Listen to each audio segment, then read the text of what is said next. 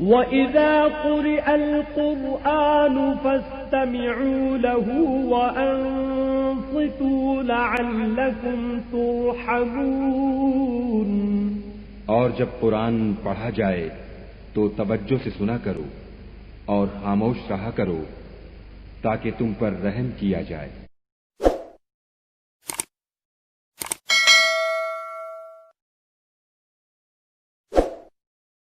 بسم اللہ الرحمن الرحیم۔ شروع اللہ کے نام سے جو بڑا مہربان نہایت رحم والا ہے۔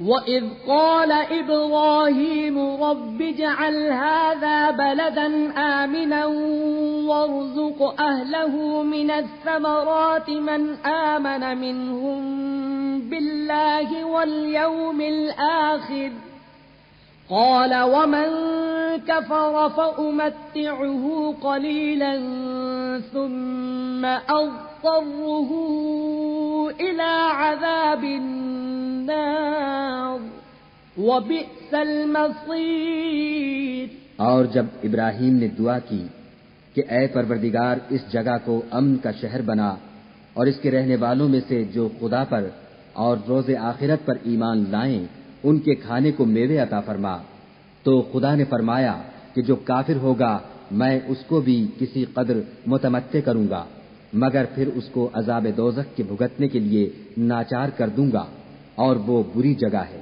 وَإِذْ يَرْفَعُ إِبْرَاهِيمُ الْقَوَاعِدَ مِنَ الْبَيْتِ وَإِسْمَاعِيلُ رَبَّنَا تَقَبَّلْ مِنَّا إِنَّكَ أَنْتَ السَّمِيعُ الْعَلِيمُ۔ اور جب ابراہیم اور اسماعیل بیت اللہ کی بنیادیں اونچی کر رہے تھے تو دعا کیے جاتے تھے کہ اے ہمارے پروردگار ہم سے یہ خدمت قبول فرما، بے شک تو سننے والا اور جاننے والا ہے۔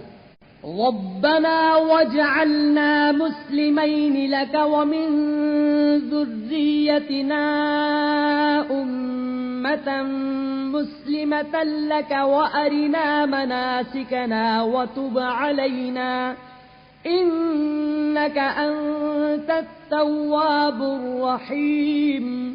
اے پروردگار ہم کو اپنا فرما بردار بنائے رکھیو اور ہماری اولاد میں سے بھی ایک گروہ کو اپنا مطیع بناتے رہیو، اور پروردگار ہمیں ہمارے طریق عبادت بتا اور ہمارے حال پر رحم کے ساتھ توجہ فرما، بے شک تو توجہ فرمانے والا مہربان ہے۔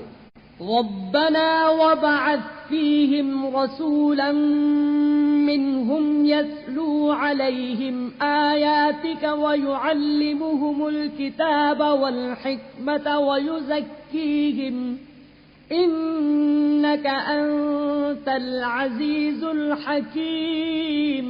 اے پروردگار ان لوگوں میں انہی میں سے ایک پیغمبر مبعوث کیجو جو ان کو تیری آیتیں پڑھ پڑھ کر سنایا کرے اور کتاب اور دانائی سکھایا کرے اور ان کے دلوں کو پاک صاف کیا کرے، بے شک تو غالب اور صاحب حکمت ہے۔ وَمَن يَرْغَبُ عَن مِّلَّةِ إِبْرَاهِيمَ إِلَّا مَن سَفِهَ نَفْسَهُ وَلَقَدِ اصْطَفَيْنَاهُ فِي الدُّنْيَا وَإِنَّهُ فِي الْآخِرَةِ لَمِنَ الصَّالِحِينَ۔ اور ابراہیم کے دین سے کون روگردانی کر سکتا ہے بجز اس کے جو نہایت نادان ہو؟